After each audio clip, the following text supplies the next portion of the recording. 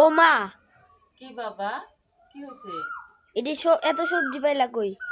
এত সবজি সবগুলো আমাদের যে বাগান আছে না একটা, হ্যাঁ। ভিটা থেকে নিয়ে আইছি। আজকে আপনাদের সবাইকে দেখাবো আমি বাগান থেকে কি কি সবজি নিয়ে আসলাম। আস্তে আস্তে আপনারা সবই জানতে পারবেন। এই যে দেখছেন, এটা হলো সাজনা।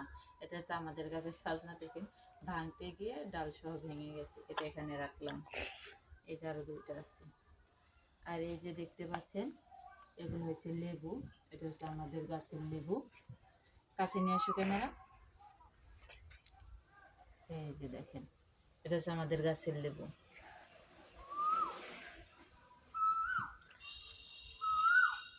আরো অনেক লেবু এনেছি।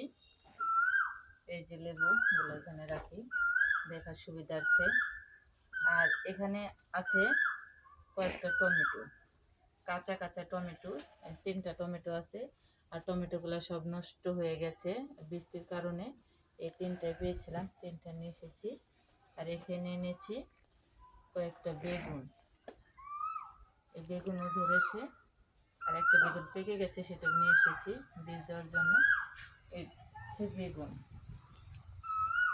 আর এই যে আর একটা বেগুন আছে।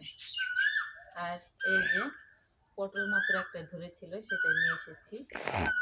আর এখানে দেখতে পাচ্ছেন যে ডাটা, এখানে দেখতে পাচ্ছেন কয়েকটা ডাটা আছে। এই ডাটাগুলো তুলে নিয়ে এসেছি, কারণ ডাটা দিয়ে তারপর সাজনা দিয়ে রান্না করলে অনেক মজা হয়, এর জন্য এই ডাটাগুলো আমি এনেছি। আর এখানে দেখতে পাচ্ছেন কয়েকটা মিষ্টি কুমড়ার ডগা আছে। এই মিষ্টি কুমড়ার ডগাগুলো আমি নিয়ে এসেছি, এগুলো রান্না করব। আর এখানে দেখছেন দুটো দেশি পেঁপে, পাকা রং হয়েছে।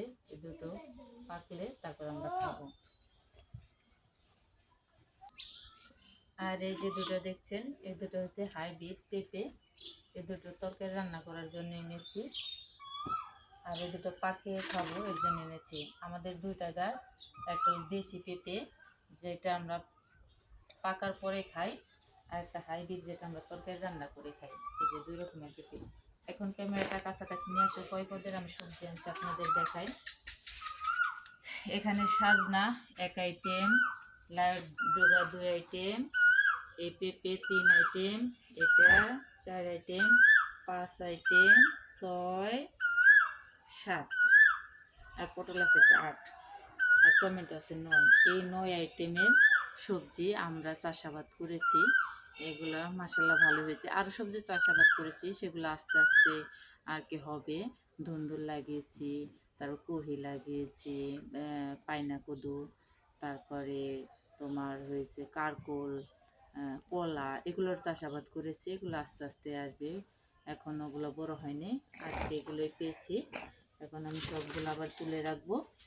আমার এই ভিডিওটা আপনাদের কেমন লাগলো অবশ্যই জানাবেন, এবং চ্যানেলটা সবাই সাবস্ক্রাইব এবং ফলো দিয়ে পাশে থাকবেন। ধন্যবাদ সবাইকে। আল্লাহ হাফিজ।